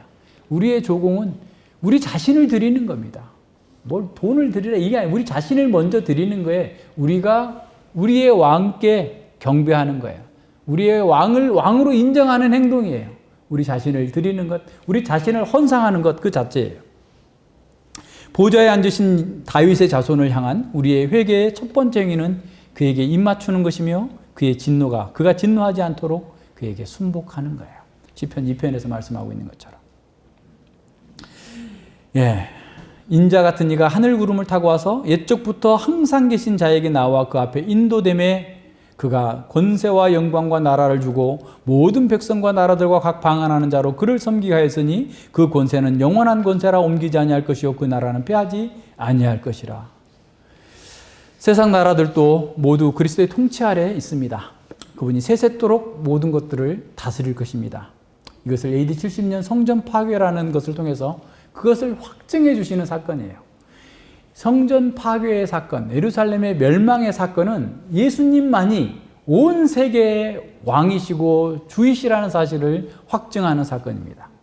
모든 국가나 사회나 땅 위에 있는 모든 사람은 예수 그리스도의 통치에 순복할 때만 복을 누릴 수 있다는 사실을 보여주는 거예요. 그것을 거부하는 자들은 예루살렘 성전과 성전보다 더 심각한 멸망이 시할 거예요. 예수님의 왕되심을 거부하는 사람들에게 임할 장차 심판의 예고편이 예루살렘 성전의 멸망 당시의 일이에요. 그리스도께서 택하신 자기 백성을 위해서 이 세상을 진행하고 계시고 만물을 통치하고 계십니다. 심지어 우리에게 유익이 이루어지는 것을 보지 못할 때조차도 우리는 예수님께서 통치하신 것을 확신해요. 이게 진짜 나한테 유익한 건가 아닌 건가? 내가 이렇게 난 좀 손해보는 것 같은데 우리만 이렇게 고통을 당하는 거지? 왜 나만 이렇게 어려움이 있는 거지? 이거 진짜 나한테 유익하지 않은 것 같은데 도대체 이게 뭐지? 라고 할 때도 주님께서 나를 위해서, 우리를 위해서, 교회를 위해서 역사를 통치하신다는 사실을 믿어야 돼요. 그것을 성전 파괴 사건은 우리에게 보여주고 있어요. 우리는 박해와 기근과 벌거벗음과 칼의 위협 속에서도 우리는 그 정복자들보다 우리를 다스리시는 분이 주님이시고 영광의 왕이시고 영원한 나라의 왕이시라는 사실을 믿고 담대하게 살아갈 수 있는 겁니다. 우리의 위로는 십자가를 통해서 이루신 그 하나님, 승리하신 예수님 안에서 하나님을 예배하는 거예요. 우리가 지금 여기서 예배하고 있는 것이 세상을 이겼다고 하는 세상의 왕을 버리고 참된 왕이신, 영원한 왕이신 우리 주님을 섬기고 있다는 사실이 가장 명백하게 우리가 세상을 이겼다는 것이고 세상에 속하지 않았다는 것이고 하나님의 백성이고 하나님과 함께 통치한다는 것을 보여주는 겁니다. 이 예배는 그래서 거룩한 전쟁의 첫 번째 일이에요. 구약의 다윗의 군대가 거룩한 전쟁 하기 전에 하나님께 예배를 드려요. 그게 시편 20편이죠. 시편 20편에서 환난 때에 와서 예배드리고 나가서 싸워서 승리한 것이 시편 21편. 승리한 후에 부르는 찬양이 시편 21편이에요. 우리는 지금 여기서 그리스도의 승리에, 그리스도의 왕권에 함께하는 그 거룩한 전쟁을 시작하는 거예요. 우리 속에 있는 부패함, 세상의 유혹들, 미혹들 다 이겨낼 수 있는 능력이 지금 여기에서 우리가 충전받는 겁니다. 우리가 찬양으로 하늘에 계신 그 왕을, 우리의 왕을 높일 때 그 예수님께서 우리 편에서 우리와 함께 싸우십니다. 우리는 보좌에 계신 그 주님을 예배할 때 가장 행복하고 가장 강한 군사가 됩니다. 우리는 현재 진행되는 복잡한 현안들 속에서 이것이 축복인지 저주인지 분간하기 힘든 경우도 있어요. 이 코로나가 우리를 망하게 할 건지, 우리를 강하게 할 건지, 우리를 정결케 할 건지, 더럽힐 것인지 우리는 다 알 수 없어요.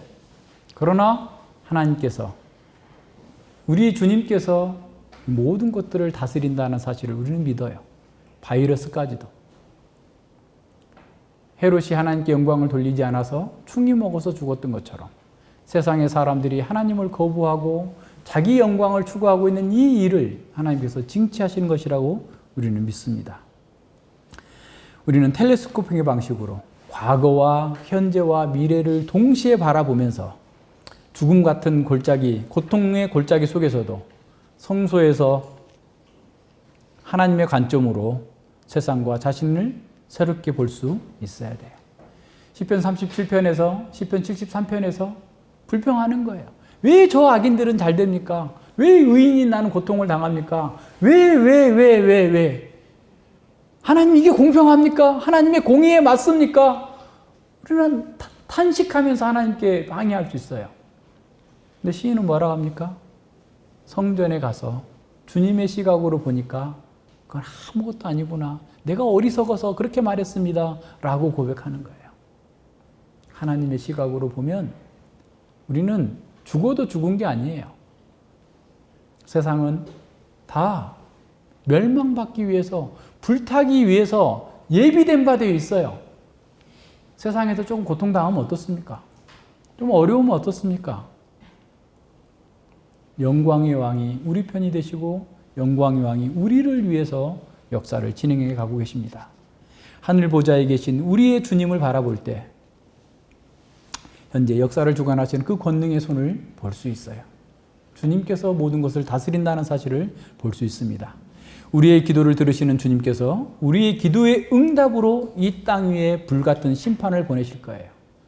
요한계시록 8장 3절로 5절에서 그 금대접의 금향로에 성도들의 기도를 받아서 옮기시고 쏟으실 때 세상에 심판이 주어집니다.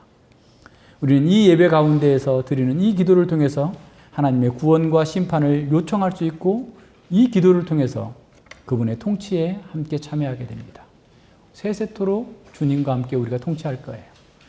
이 예루살렘의 멸망과 파괴는 예수님의 영원한 왕되심과 우리가 그 백성됨과 우리가 이 역사가 하나님께서 그 나라를 위해서 진행되고 있다는 사실을 보여주는 확증하는 사건이에요.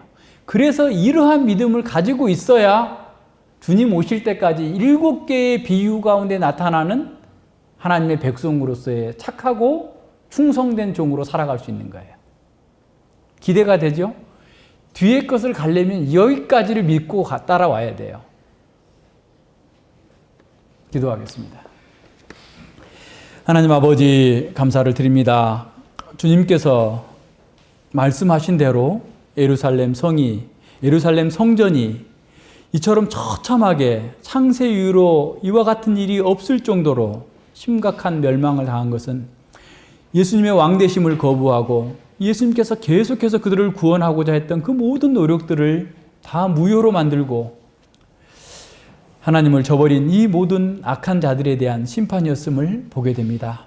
저희들 또한 그들 속에 있었고 그들과 함께 멸망당해 마땅한 자들이었음에도 불구하고 주님께서 남은 자들 속에 저희들을 두시고 저희들을 이 구원의 복음으로 불러주시고 회개케 하시고 하나님 나라의 통치 안에서 안식과 안전과 기쁨과 행복을 누리며 살아갈 수 있도록 은혜 주셨으니 감사를 드립니다. 이렇게 역사 가운데서 분명하게 드러난 주님의 왕권을 우리가 안다면 지금 현재 우리의 삶 속에서 주님께 우리 자신을 전적으로 조공으로 바치는 헌상하는 삶으로 주님의 왕되심을 우리의 삶 속에서 누리게 하시고 증거하게 하시고 나타내게 하여 주시옵소서. 주께서 다시 오시는 날까지 이 말씀들을 가지고 증거하면서 주님 나라의 영광으로 많은 사람들을 이끌어 올 수 있도록 저희들을 붙들어 주시고 함께 하여 주시옵소서. 감사드리며 예수님 이름으로 기도드립니다. 아멘.